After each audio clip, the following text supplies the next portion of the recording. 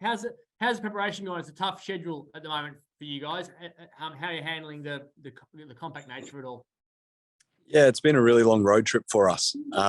So I think today was good. We didn't really get out and get after it as much. It was more, I guess, being locked in mentally after we haven't played Sydney at all this season. So for us, it's, getting to know guys' tendencies and things like that. So it was a lot more of a mental session and being locked in more than a physical session today. And I think a lot of guys kind of appreciated that. Is Ty Webster ready to rock and roll? I believe so. He looked good moving out there today.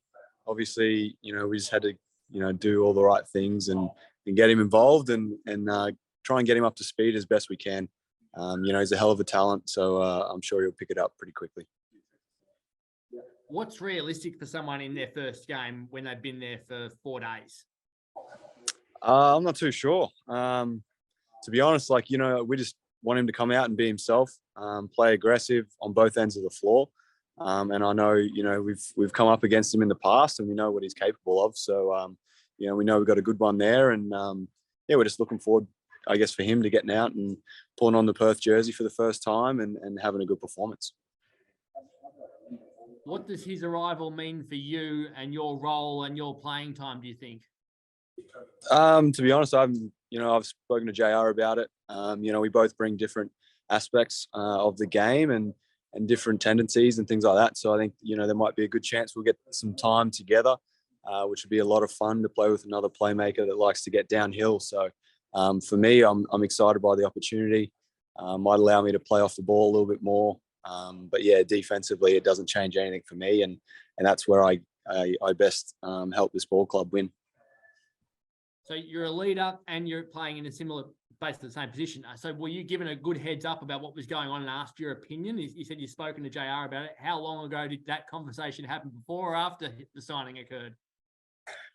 It's a great question. That's well above my pay grade.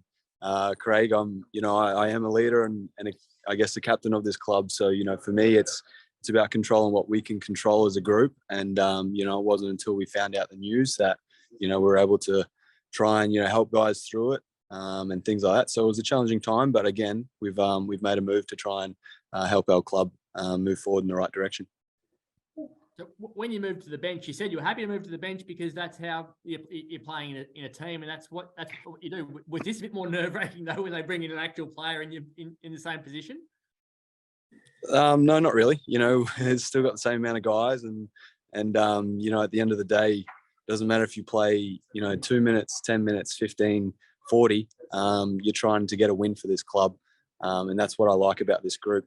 There's not anyone out there that's all for themselves. It's for the whole of Perth, it's for the community, and it's for this ball club. So that's why I enjoy being part of it. And it took the Kings no time at all to take the piss out of Ty and say that he can't shoot free throws and he'll be giving away cheeseburgers. It always feels like the Kings have something to say about the Wildcats. What's the rivalry feeling like within your group as you come up against them? Oh, I think, teams change from year to year. Obviously, the two clubs have battled in a grand final series before. So obviously there's a bit of history there. But for us, it's a new year, new team, a very fresh team with bringing in Ty. So for us, it's all about focusing on the Wildcats and what we can do to get a win in Sydney. So there's stuff like mocking you guys in the NBL Unrivaled video and saying stuff about you behind the scenes and the fight that happened on court last year, that doesn't get into your head. You don't play the mind games? Yeah, no offense, Craig, but we don't pay too much attention to the media and those types of things. It's all about what's going on between the four walls that we live in. And that's what I really appreciate about JR and the ownership group. And it's all about us. No offense taken. Is there anyone else there, Em?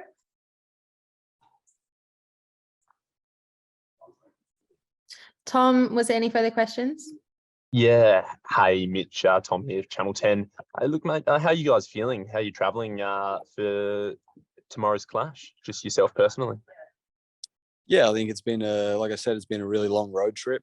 So I think we appreciated today being a little bit lighter on our bodies, but mentally, I said, like I said, we were locked in, which is something that we needed.